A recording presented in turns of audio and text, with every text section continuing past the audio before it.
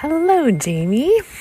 I am walking outside at the inn and spa retreat place in which I'm hosting my retreat. Someone's driving away in a golf cart. You might hear some tree background noises. I'm about to cross a bridge over a river it's like a mill, so it's got waterfall. So you might be hearing that in the background. And yeah, I just had to send this because I talked about it in the last episode, how, all your dreams coming true. So I'm 2/3 of the way through this retreat and it feels so good, Jamie. I am so grateful to my past self with all of her doubts and worries and wonders and, second thinking how to plan it or how to structure it.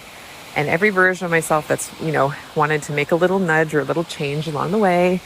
And the version it's become now, which is not perfect. I don't know what that would even mean, but it is perfect actually, because it's so good. I just feel personally so relaxed. There's so much space to just socialize and enjoy. Had an amazing session with my somatic experiencing therapist and yoga teacher. She came and did this incredible restorative somatic experience yesterday. And that just sunk me for sure, so much deeper into my body. And then the main feeling that's been coming up that I've been noticing kind of gets in the way of the experience is that sort of old caretaking. Are they having a good time? Feeling like I have to do the most and, be hovering over people, which I have no desire to actually do. And I just felt like that really helped. And then social time last night, singing and playing some ukuleles and guitars and a trumpet. Someone brought a trumpet. Oh my gosh. And then today it was my workshop and I decided to make it about dreams. And it was sort of last-ish minute where I was I had another idea that would have been great, but this one felt just so kind of pure and simple. And it wasn't, but it was so rich. And obviously I'm not going to share what anyone shared, but hearing these women in healthcare just having the space to connect with their desires and their dreams, and then coaching around, the ways that our brains can get in the way of actually just going ahead and making those dreams a reality. And very much choosing the better thinking thought and choosing the thought that allows you to be in alignment and integrity with the reality you're desiring anyway, all of that kind of, manifestation stuff, basically. And I just feel so full. I'm now walking through the woods and I'm going to go, there's Muskoka chairs by this pond that I'm going to sit on one in the full sun and play my ukulele and sing for me. And it's I would have felt so self-conscious doing that. I don't know, even maybe last weekend, but certainly a year ago, when I think back on my past selves who were so sweet and got me here. So thank you to all of them. But it is kind of amazing what can shift if you move in the direction of yourself and your body. And it just feels really good, Jamie. So I wanted to share that with you. And thank you for your pieces of that journey for me, for sure. And I hope your week is going well as well. In whatever way well looks like, including, hard parts, good parts, sticky parts, fun parts. May you be experiencing the glory that is life. All right. Love you. Take care. Good morning, my dear Joan. I'm out once again on a dog walk on an overcast Sunday morning. It's been very sunny the past few days, and that's been extremely delightful. And there's something really delightful about just a quintessential cloudy Pacific Northwest day. I am feeling a lot of feelings this morning, somewhat unexpectedly, but the longer I kind of sit with and also move through them, the greater clarity I have around what they are and why they're here, and exactly what it is they're trying to point me in the direction of and get my attention about. And I figured I would just process a little bit of that with you through this voice note. What I really feel like was illuminated to me most intensely and most especially over the past week, both through the experience I was having in Nashville and the experience I was having traveling back from Nashville, is just how deeply I don't want to do any of that anymore. It has been a really beautiful season of life doing this travel back and forth, and most especially, after I moved here and didn't have close friends or community yet and was adjusting to the experience of being, a parent and a cohabitating partner. And it felt so good to travel back to Nashville frequently and kind of root back into my community there and my rhythms of aloneness. And also, I've always historically really loved the experience of travel. And it's always gone really smoothly for me. I've never had like a lost bag. I've had some close calls and some minor disruptions, but nothing ever really intense. And what I was experiencing in Nashville and what I experienced in my travel back, that I don't necessarily even want to get into the details of, because I'm choosing better feeling thoughts and ruminating on what's wrong is not of service to me ultimately.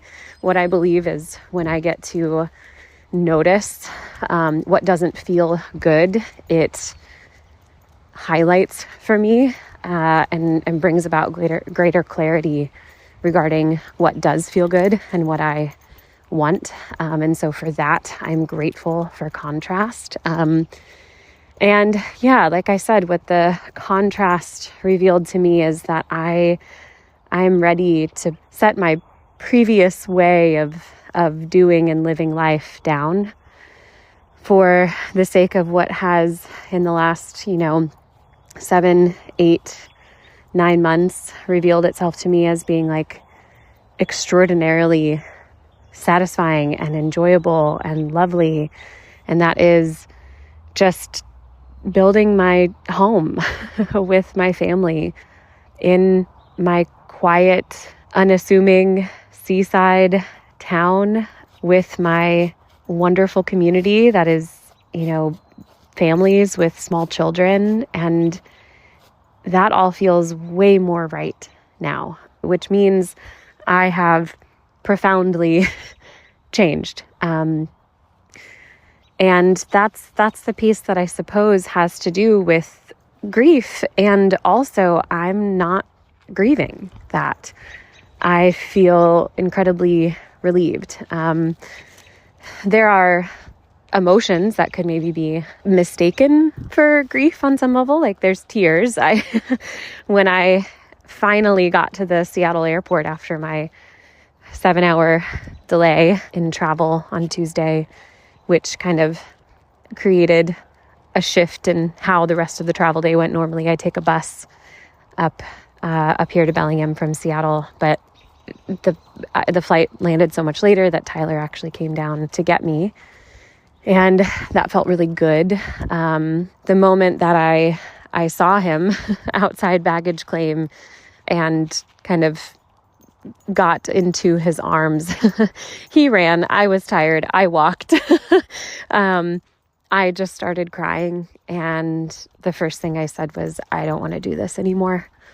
Because there were just so many instances and so many experiences, personally, communally, logistically, professionally, that revealed to me that it's time to let go of this past season. Well, it still is somewhat current, but it's time to let the current season become the past season, of being like a jet-setting girl boss working woman who is just so exhausted And it is time to finally allow myself to move into the season of being cared for, being a partner, but more specifically, like being, the female partner of my male partner who is primarily the one working. And it's time to allow myself to move into a season of orienting my energy most in the direction of supporting him and prioritizing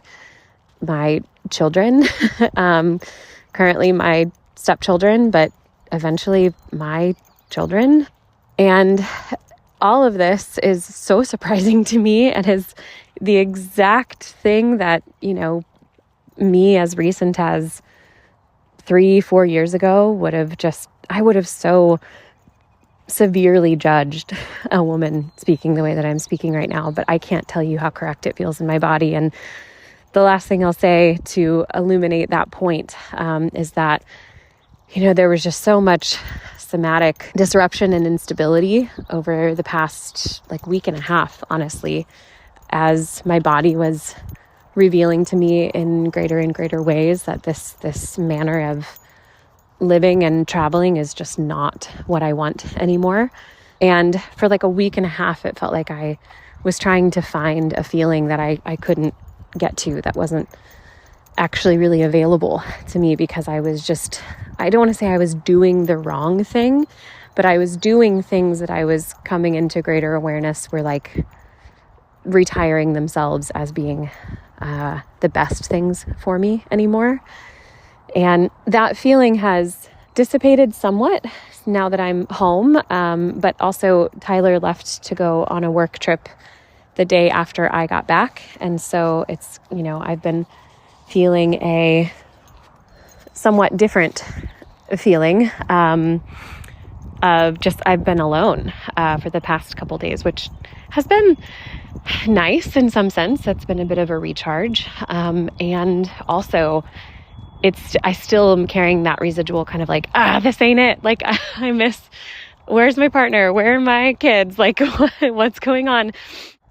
But yesterday, as I've been kind of slowly and steadily recharging, I also helped some friends of ours move into their new home out on some really beautiful land, and spent about 6 or 7 hours just doing what needed to be done with them yesterday. And as it is also the second day of my bleed, I wasn't entirely available for the stuff that I maybe would be available for at a different point in my cycle, like lifting large, heavy objects and having a lot of stamina. So I was lifting smaller objects and also just kind of helping out in different ways. And one of those ways was that I spent a good portion of time watching their youngest daughter, who is about 9 months old. And what is so wild and what makes me feel really obviously quite emotional is the time that I spent with her just quietly outside, just sitting in the grass and observing a dandelion at close range and touching tree bark together, and just taking this magnificent world in all of its stillness and quiet and perfection and beauty and wonder, taking all of that in with this little baby. Something just clicked. And I was like, that's it. That's the feeling that I'm looking for. And I'm so grateful I was writing in my pages this morning and just saying I am abundantly clear. I'm abundantly clear that all of the contrast created by a week and a half of feelings that I don't want anymore kind of just all pointed me in the direction of this singular, simple, quiet feeling that I want more than anything else right now, which is to say that I am really ready to take the path of becoming a mother. And I knew that conceptually, but these past 10 days or so, were, I believe, unto the express purpose of allowing my body to really know, or I think my body already knew, maybe it's just allowing myself to really know somatically that I'm ready to slow down and I'm ready to experience the bliss of absorption and full presence that is becoming and being a mother. In all the ways that means specifically to me. I'm sure that means different things to different people. But for me, it means putting down my work until further notice and allowing my life to become about offering my full presence and attention to my children. And it feels excellent to have that clarity. So this doesn't really have that much to do with grief. I suppose on some level it does, because I'm moving out of a way of life that I will never return back to. But I honestly cannot tell you how ready I am for that, how right that feels, how much relief I have in my body about that motion and that awareness. And I'm sure grief in the classic sense will pop up at moments, but I just mostly feel relieved and clear. So that's really all I wanted to share today. I hope that your retreat has gone beautifully as you are holding that space with your full presence and attention. And I can't wait to hear all about it. I'm sure I will soon. And I hope you're having an extraordinary Sunday. I love you. Goodbye. Hey, Jamie. I just listened to your voice memo, so now this is like part 2 of my reply now that I've heard what you had to share. So still, now I'm sitting in that Muskoka chair by the pond, I think it is. It must be a river. The water has to come from somewhere because then it goes over the waterfall over there. I don't know if you can hear all the sounds of nature, but I'm just having a good time. I just played a bunch of songs and sang along on the ukulele, and it just feels so good in my body. And I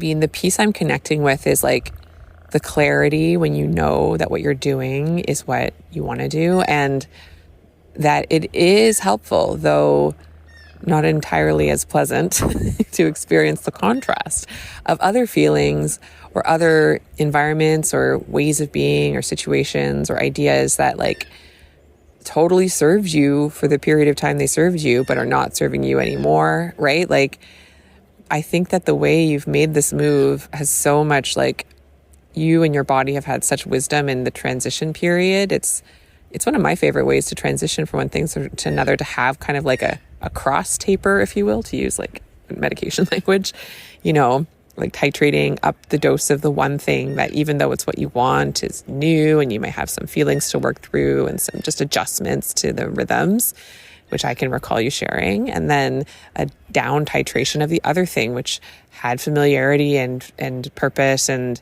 lovely qualities, but that those actually don't feel the same anymore, and just faded out. I think that's so beautiful. There's so many ways to do a transition, but the way you've done this one is one of my favorites, of like the fade out and taper in. I find it kind to my nervous system to though it has its own flip-flopping between two worlds quality.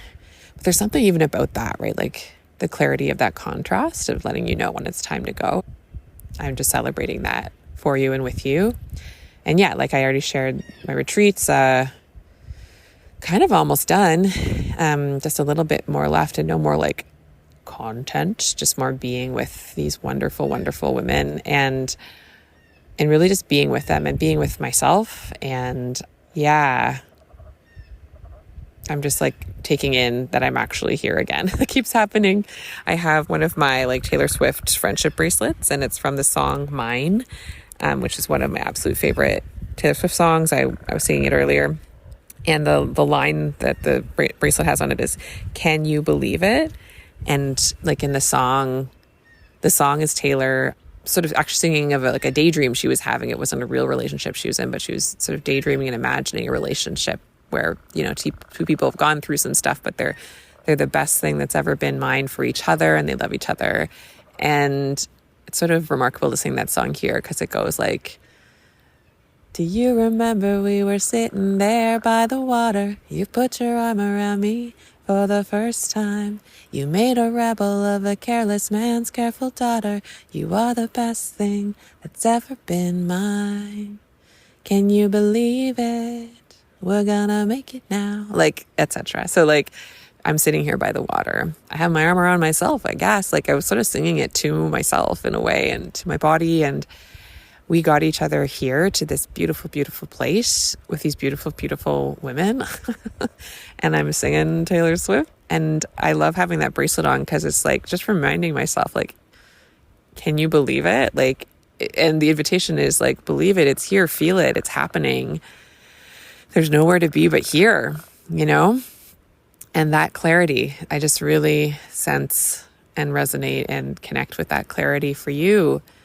And think it's so beautiful. And I'm just sending you so much like warmth and love on this journey of discovery of what it'll actually look like. You know, we don't know what will happen next, but you know with so much clarity the intention you're bringing to it. And the beauty of that is just incredible. So celebrating, sending love to you. Hey, Jamie.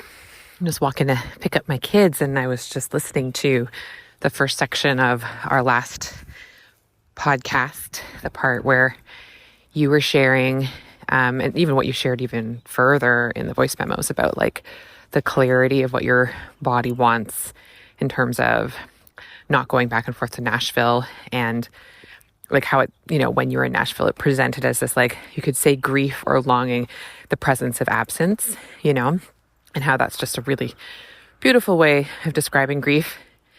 And it came up for me today. I'm, you know, I teach some family medicine residents, and we were having a conversation about the current state of the healthcare system. And, you know, each of them, and myself included, still grappling with how to navigate within a system that is so under-resourced and so misaligned with humanity, and really at cross purposes of even like what to do next. Like there's so many different arguments about how to make the system better, but there's not certainly consensus about it. And people even pulling in different directions and all of that, right? So something that I felt inside of me was like a kind of, like I would have called it a heaviness or sadness, you know, I guess a grief, and certainly a longing. And I was just like thinking about it now, the presence of absence, certainly just of that like deeply grounded sense of like everyone in the system trusting their own bodies and doing what's best for them, you know. But I also realized, I mean, it makes sense because I sort of have this pattern anyway, but I was still sort of grieving and longing for these residents. And I do, you know, grieve and long sometimes for fellow physicians or clinicians that, you know, they are recognizing that the system they're entering is like very flawed and imperfect and dehumanizing, you know. And I have like a kind of grief for them that also has like responsibility attached to it. Then I get this little fixie sense of urgency of like, I have to swoop in and even just share my thoughts of how it could be better. Or like sometimes like a very sweet but very delusional part of my brain's like, I have to sweep in and just problem solve in my head like a maniac until I find the right solution. That happens a lot. That's how I've joined many committees in hopes that like joining that committee would help me find the right solution to fix the entire healthcare problem. It is a delusional part, I'm aware. So, and I was just like recognizing that kind of grief has some sticky other stories in it that aren't really rooted in my body, because like otherwise I could see that longing in them as good news. You know what I mean? Like I could see that as, yes, like people aren't wholesale buying into a system and wanting to defend it and admire it and think it's awesome. Like, yes, we're realizing the reality of it. And so that includes unpleasant sensations of like, yep, look at that. Like, but if I kind of view it as this sort of like hand-wringing kind of codependent grief, where I think that they're not supposed to feel the bad feelings, I'm deeply outside of my own body and integrity. I'm like totally in their story instead of my own, and like say I was trying to fix it for them or paste it over for them, they're losing the opportunity to have that experience and then like awaken to their own body's understanding of what they need. Gosh, do I have a point of this? I just had to share that. Does that make sense? I don't even know. But I was like, wow, like there's certain kinds of ways that we can kind of like, gnash our teeth and like rend our garments about things. I mean, if those are natural expressions of how we feel, that's always fabulous. But like, there's a way we can do it where we're like, oh, like we're actually, I don't even know.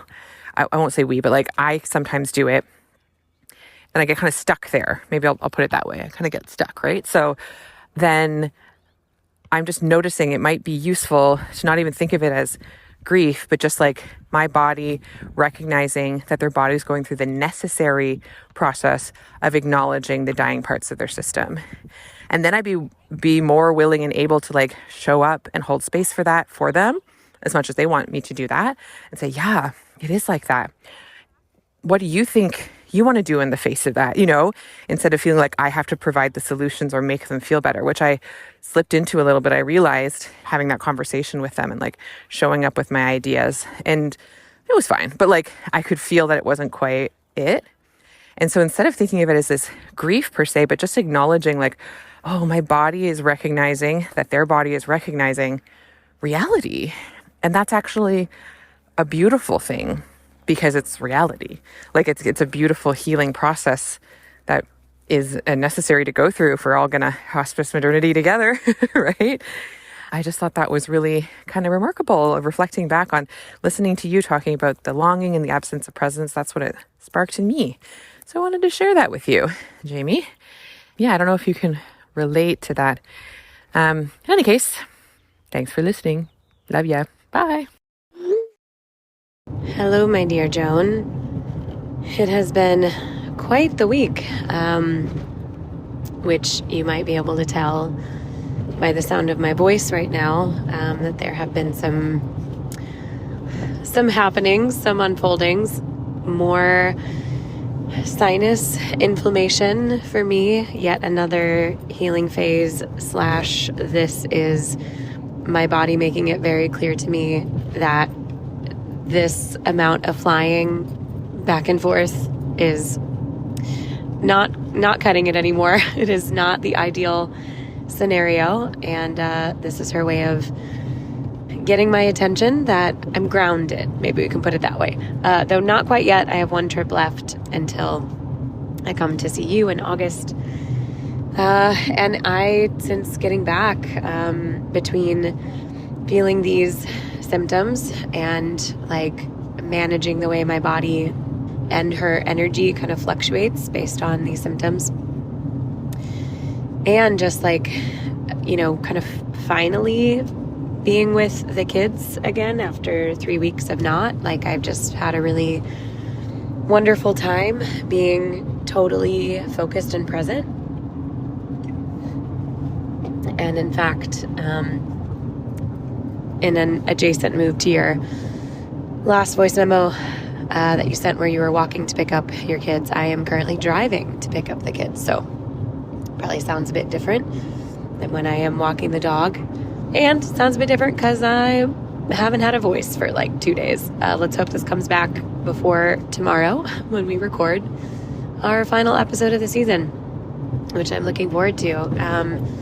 I definitely have a lot more to say now about death than I would have had we talked a week ago. Not because anything specific happened, but just because of the ways in which I have noticed like the fear of death creeping in kind of unexpected ways, and really subtle ways that have led to some really interesting processing, both kind of internally and then also with Tyler, because it's been like a lot of like fear of like him dying, which is just, I guess, what maybe starts to happen once like the vulnerability intensifies because the intimacy increases in a relationship, and particularly when like the reliance upon other increases. I guess it's like the awareness that like if that person were to disappear, wow, I would be affected. And that is a very new feeling for me. But I'll say more about that, I'm sure, when we talk tomorrow. But for right now, I just wanted to respond to your voice memo by first of all saying everything you shared made perfect sense to me. And second of all, this is what, I don't know if this is like proprietary thought leadership by the Buddhists specifically, or if this is just kind of an understood concept that exists also in Buddhism. But what came to me while I was listening to you share was the innate difference between compassion and empathy. And then I also had this like funny, like, oh, right, moment where like when I was like a hardcore, very activated and reactive and just moving through what needed to be moved through, ex-evangelical, I just remember, and therefore was like living my whole life online for like 7 straight years before getting back into my body and being more offline than on now, which feels wonderful. Anyway, I found myself in this moment. There was like a cultural conversation happening on Twitter at the time about how like evangelicalism teaches that empathy is a sin and that's why it's evil. And at the time I was like, yeah, that's an evil thing to do, to teach that empathy is a sin. And then I came to learn the, I suppose, again, Buddhist definition, at least by way of Pema Chodron, the difference between empathy and compassion. Compassion being like, really feeling for the place someone is in without trying to affect it directly, because you recognize that their path is their path. And empathy is really feeling the place that someone else is in and getting all codependent and getting all in there by way of believing, even with the best of intentions, that it's like your responsibility to fix something for them or save them from something. And the idea of this distinction between compassion versus empathy, and why compassion is better than empathy, is because basically exactly what you were saying, to attempt to rescue someone else from like the absolutely vital sensations and emotions that need to be brought about by experiencing what is unwanted. And again, this is a concept in law of attraction I'm very passionate about when I talk about contrast. In fact, I just listened to a video this morning where she once again says like it's not possible to identify what you don't want without gaining more clarity about what you do want. And that is the benefit of experiencing the variety and contrast of living, of being affected by life, of not having the people around you, we could say it this way, rescue you from being affected by life. This is also an excellent way to parent, as I've come to understand now that I embody this role. And it's also like the most interesting and fun way to parent is like, no, like don't save, don't even presume that you could, because like this is probably vital learning. Whatever it is, it's probably vital learning. And for me, it even goes one step further onto my, sort of to speak to last week's episode with Hillary, my death of my previous ideas of God led to this kind of resurrected, kind of constantly present awareness, or like constant awareness of the presence of God. And so for me, it even manifests further as like this, that's their business with God, and it's not my business to like interfere with their business with God, the God of their understanding. You could even trade the word God and say life. That's their business with life. That's their path with life. And I have to trust that, first of all, I can withstand the discomfort of allowing someone else to experience what is meant to be experienced and felt by them. And second of all, I have to trust that when that person is experiencing and feeling what is meant to be experienced and felt by them, the ultimate result, I'm going to just choose to trust that the ultimate result of that is going to be their increased clarity, their sharpened alignment, we might say. When that might not be immediate, it might take some time, but can we also like trust that that is an unfolding process, and worth every second of the dynamic journey that unfolding process is in self and in other. So yeah, I think placing that in any and every context is necessary for thriving. And as we talked about in our hospicing modernity episode, at least I think it was that one in that conversation, the concepts of like codependency versus like relational sovereignty feel pretty clean in like a one-to-one situation, but it can get kind of complex and hairy and messy and confusing when expanded out into like collective structures and like collections of people. So yeah, I loved everything you shared. That's really the most of what I have to say today. And I feel like everything else that I've been processing in real time, I am looking forward to sharing a bit more with you tomorrow, because I am pulling up to the school right this very moment, and my voice is done. So I love you, and I'm really looking forward to seeing you tomorrow for our final episode. And I hope that you're having such a gorgeous day. Okay, bye.